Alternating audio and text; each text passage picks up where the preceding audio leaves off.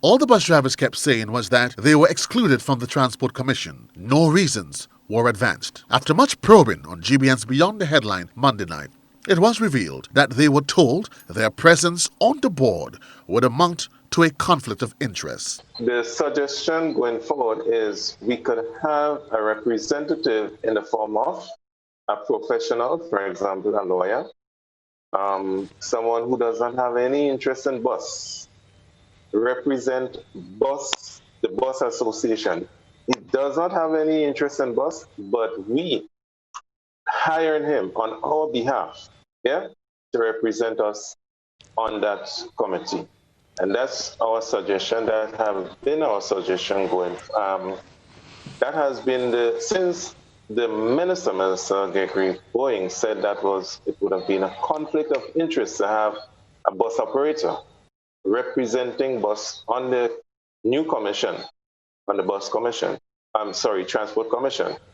We suggested that we can have a professional representing the bus association, and not necessarily an operator or someone who has a bus, but we still seek representation through some private individual. Infrastructure Minister Nolan Cox told a press briefing Tuesday that he was disappointed with some of the utterances coming from the Bus Association when he knows that he met with them and discussed the matter at length. And we presented to them an alternative, a formal way in which they can be engaged. Because rightly so, they have been part of the process in terms of bringing this bill to where it is. We have not in any way leave them out in any discussion, and for obvious reasons we cannot. Even going forward, we cannot leave them out. They are key stakeholders in this process, and so they will always be engaged.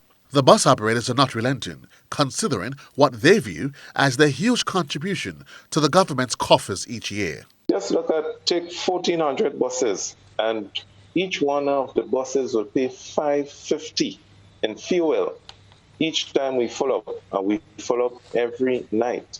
You're looking at least 10 gallons of gas per bus.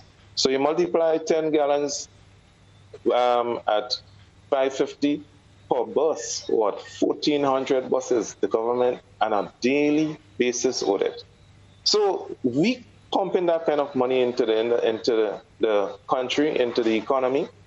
I think it's totally fair that we are given a decent hearing, that our plight is being considered, and the kind of respect that we deserve should be given to us. We believe that we have to work together.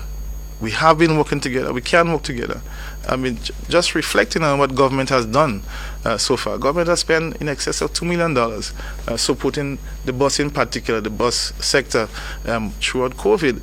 And we have a responsibility to support them wherever we can. And that is what we have been doing.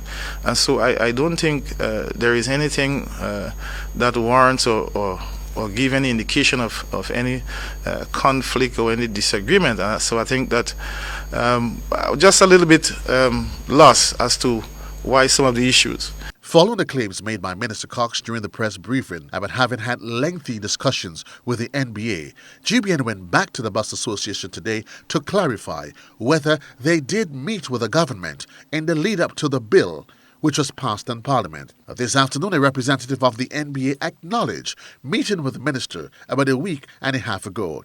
The NBA told the GBN that it was suggested that a stakeholder committee will be set up under the Transport Commission to include representatives of owners and drivers of buses, trucks, taxis, and related stakeholders.